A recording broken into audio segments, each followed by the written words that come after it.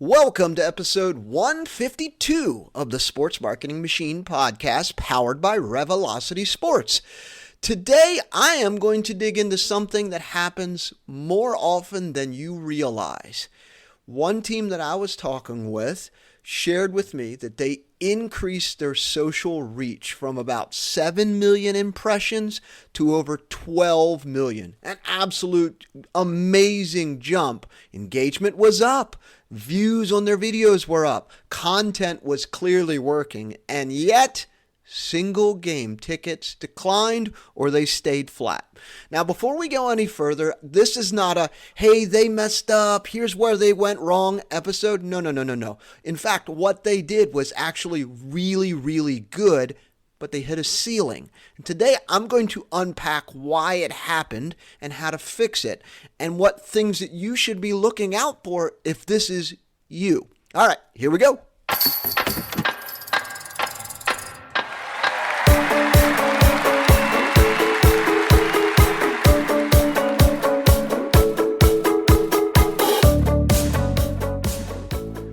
Before we dig into exactly what happened, let's set the ground level here.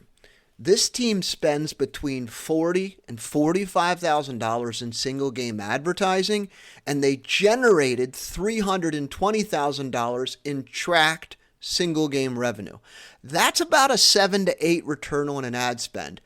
Anyone in America, any company in America would absolute kill for that. 7 to 8. I give you $1, you turn around and give me 7, or I give you $1, you turn around and give me 8. Anyone in America would love to do that. In fact, some companies that are in the S&P 500 would love to do that as well. So a 7 to 8 return on ad spend is very strong. That is absolutely not bad marketing. It is not a wasted spend. So that isn't a like meta doesn't work episode. This is actually a structured episode where the key thing that I'm going to be talking about is they monetize demand, but they didn't multiply it. Huge difference here. So they monetized their demand, so they got more eyeballs on things, but they didn't multiply it. All right. I'm not saying impressions are useless. When you get 13 million people to watch your content, engage with your content, right? Absolutely not useless. It's just insufficient. Impressions aren't losing strategic value, but one thing I do want to come out and say is likes and impressions don't always pay the bills. Outcomes do. We need people to buy tickets, right? That's what we need. So I agree, impressions are not useless. They're just simply insufficient. That's probably the safest word I could use here. Awareness used to be in the scoreboard. So like you're showing off, hey, the awareness side of things. That's just the tip of the iceberg here. Reach tells you who noticed it, and then outcomes tell you who acted. So remember, impressions are how many times we've got it out there. Reach tells you how many people it reached. But at the end of the day, we're in the business of selling tickets. And this is where this team ran into a ceiling. They succeeded at awareness. They got a lot of eyeballs on their content.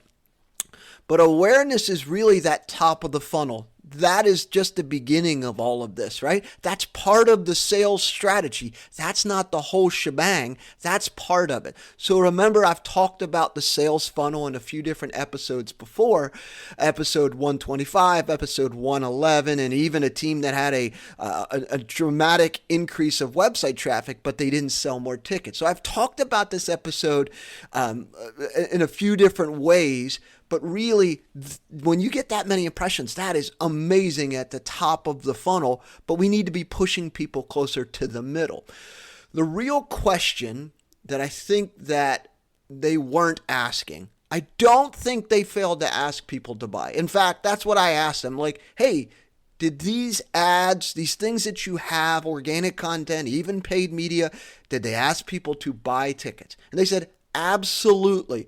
If that was the problem, like, number one, like I'd be a genius, but that's not the case. Like that's the simplistic thing. Most teams are doing that. The real question is, did you define which ads were designed to sell you tickets and which ads were supposed to get people excited and fired up about what's happening at your arena or your ballpark? because not every ad should have the same job, especially now with the changes with Andromeda and all the things happening on Meta, and even some of the changes that we're seeing with Google and some of the ad display networks out there. So episode 111, I broke down where the marketing funnel is. And this is exactly the framework that played out in real life for this team. Every ad must live in one of three buckets. Number one, audience building. I'm trying to build an audience. So the purpose is familiarity, and the metric really for that audience building ads are really engagement and retargeting pools. Think about it. If you've got a bunch of people that have consumed 75% of a bunch of videos or 95% of a bunch of videos, that's an audience that you have built some know, like, and trust. If they're going to stick around for a 15-second video or a 30-second video, they're essentially watching a commercial of you multiple times, right? That is such a great way to build an audience. But the metrics are engagement and to build retargeting pools. Another ad, it must live in one of these three buckets. The other bucket here, number two, is buyer warming ads. The simple way to think about this is I'm trying to reduce friction. I'm trying to get clicks and website traffic. That's really what I'm looking for. That's really it for these buyer warming ads. And the third type or the third ad in those buckets where every ad must live is really buyer ready ads. The purpose? I'm trying to sell some tickets. Simple as that. I just want to sell more tickets. So that means the metric that I am keeping an eye on is purchases. Have people converted and have they bought tickets? When every ad that you place on social media to push out and promote your season, if it's every single one says buy now, or is every single one's all about awareness, you've got to be able to put them into buckets. Otherwise, you're essentially spraying and praying and hoping something sticks here. So if every ad is treated like a sales ad, none of them work like a sales ad. It's really a trap, right? So all three of these buckets, let me go through them again. Audience building ads. The metric here is engagement and retargeting. We want to build an audience of people who consumed content, really like 50%, or engage with our content. We really want to be able to build out in a retargeting pool so we can come back around and really try to reduce friction on bucket number two, which is buyer warming ads. We're reducing friction. We're trying to get clicks and website visits. That's really the big thing here. If people buy, great, thumbs up, high five, that's awesome. But bucket number three is really those buyer ready ads. They are designed to sell some tickets. All right, so let's unpack this a little bit more. So why reach went up, but the attendance didn't? You see, social platforms are very good at finding people who watch, like, comment, share. I mean, if you think about it, their job, Facebook, Instagram, TikTok, wherever it is, YouTube even for that matter, they want to keep people on their platform. So they say, hey, we're going to keep people on this platform because it looks like you are asking me to build awareness with this. So I'm going to get people to watch your content. I'm going to get people to like it, comment, or share it, right? They're not automatically good at finding people who want to commit on a date, bring a family, come twice in a season. Like, that's behavior that's off of their platform. They understand what you're trying to accomplish. I mean, you're a sports team. You're trying to get people to your games. But really, depending on how you structure your ads, you could be getting people who are just trying to watch your content and that's it. But at the end of the day, like, you're trying to get a behavior. You're trying to get people to take out their wallet, put it into their ticketing software, and buy a ticket from you. That behavior must be engineered. And really, in episode 125, I'll put a link in the show notes to all these. You don't have to go back and listen to all of them, but I think this is the point that I'm calling out here. I talked about optimizing that sales funnel, not just the ad, and this is exactly the situation. The ad worked. It did exactly what it was supposed to do. It got engagement, it got eyeballs, it built awareness around the team, but the system underneath of it didn't compound.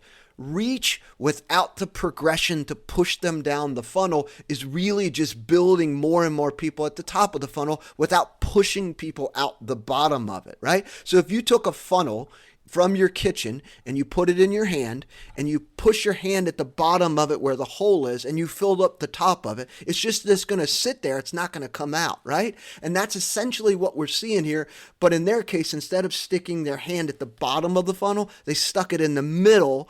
I mean, sure, they asked people to buy things, but essentially that's what they did. They stuck it right in the middle, kind of a third away from the top, and they just sat there a little bit, right? They hit their ceiling.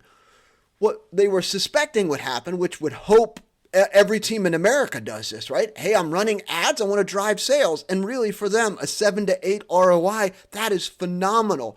The ads probably did drive some sales. They just drove sales from the same pool of existing buyers or a very smaller audience, whereas their larger audience of 12 million engagements, like they didn't even tap into that, right? That's why the ROI stayed strong, attendance dipped. They were really going after the same existing pool of buyers or the existing audience that was already engaged. That's how they got those folks to buy tickets. So in my mind, I'm thinking, if I'm Joe Fan and I've came out to a game or two in the past for you, and I've watched a video multiple times, and I came back out this year, and I didn't come out last year, but I came out this year. Well, like your ads got me to buy to come out this year, whereas other people who came out in 2024 didn't come out in 2025. So you won the game of getting people to come back out, or this audience, this pool of people that were exciting, but you didn't get the new people, which is what a lot of the marketing dollars that teams are allocating for, is to go get new people to come out to your games. So I understand, like if you think about this, it's the same fans. Some bought tickets this year, some bought in the past, some are just like fans in general of your team, regardless if they're coming or not, but they just came to fewer games. They didn't buy as much as they used to or what have you. I bet if we took their data and unpacked it, we would really uncover that they had a higher than average return of past ticket buyers and less brand new buyers, right? So when I was talking to them on the call, they said something super smart. They wondered if it was the same group of people just coming less often. That's a frequency problem, not an awareness problem.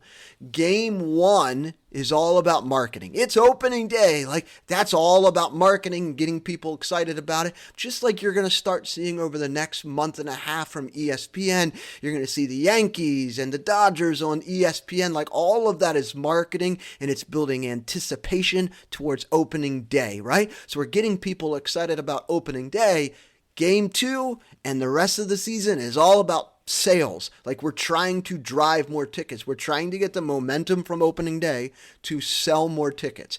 If you don't intentionally design or engineer game two and the rest of the year design towards ticket sales and moving people through the funnel, your attendance will absolutely stall. So what was missing here for them? The layer that kind of unlocks the growth. So if I'm sitting with them and we're going through all of this and we're going to spend some time to really unpack and really strategize how to put this together, we are going to do 5 things. Number 1, capture before the conversion. So if someone engages, do you own that relationship? What does it look like? Are we trying to build an email list? Are we building retargeting list? What does that look like? Number 2, the pixel and retargeting discipline, right? This is a piece here that if you haven't touched your pixel on your website, sure, there are some limitations because of privacy, but it still works because you are tracking a percentage of people that go to your website, and you are retargeting people by building audiences in the back of Meta, right? Meta can still see people that engage with your content. Regardless if Andromeda changes, they still know who's watching videos. They still know who's liking and commenting and sharing, right? So you still can build retargeting audiences in the back here, right? I think the other piece, number 3 here of what will unlock growth here is separate content tracks. You're going to build fun content because that's what we do. Sports teams, we're always showing off content of our players, what they're doing during the games. We're doing silly videos. We're doing videos with influencers about getting ready with me. We're doing fun videos to get people excited, right?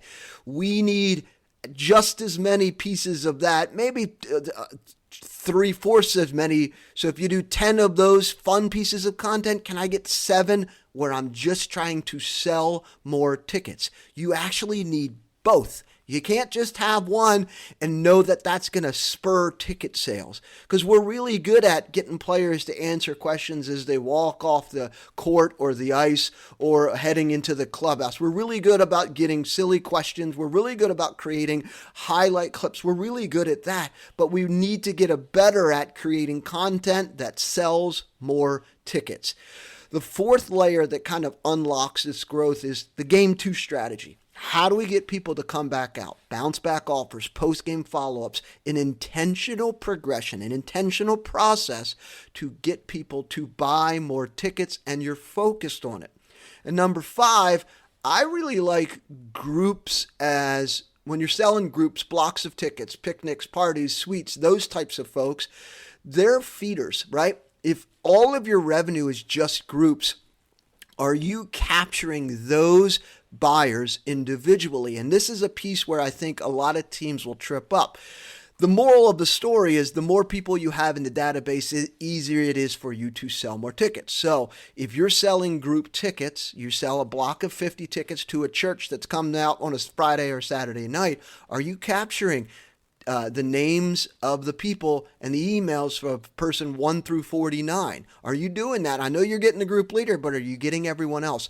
The more names and information that you get, that first party data, the better chances you have to get them to come back. Because number 1, email marketing still has the highest ROI of all the marketing that you do. Number 1, but number 2, you already know that they came to a game, so you can use that as a retargeting audience in Meta.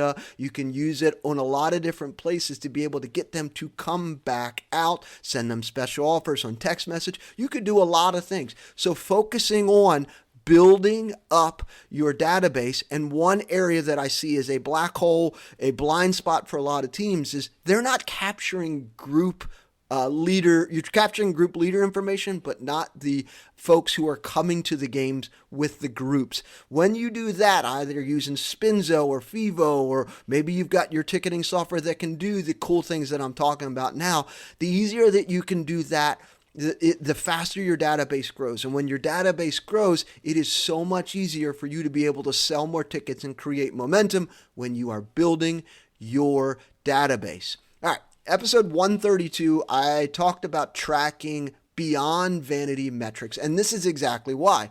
If you don't know which layer of the funnel drives the sale, you can't really scale it.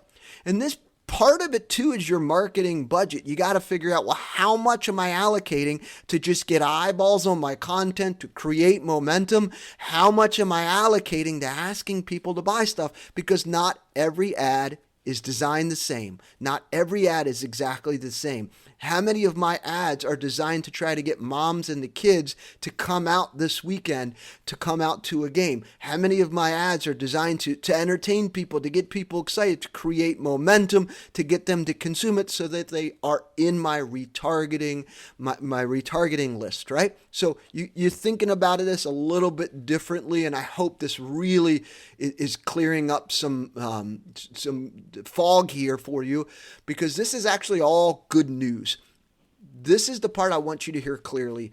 The team did not hit a wall. They hit a ceiling. Their ROI proved that demand exists. They got 7 to 8 ROI. Pat yourselves on the back. That is fantastic. There's so many teams in America that the marketing director would absolutely be thrilled for a 7 to 8 ROI. Their reach that they did also proved that they have a lot of interest in their team. 13 million engagements and reach and impressions. That's phenomenal. That is amazing. their structure is absolutely fixable, right? If they can generate a 7 to 8 ROI without a clean funnel, without having everything kind of cleaned up, imagine what happens when they unlock this. Like, I could totally see that them skyrocket to a 10, 12 ROI. Like, that would be amazing. They put $1 in, they get 12 back. Like, that would be unbelievable. But they really have to map out the funnel to figure out how each piece of the puzzle fits, because they've done a really good job to prove there are people out there that are excited about your product, that are willing to engage in your product. We just need to clean up how we're structuring the ads and lay out when and how we're hitting them. Timing also matters here, because I bet if we looked at their timing of when their fans bought tickets, it's typically 24 to 48 hours, or within the day of, or within 48 hours.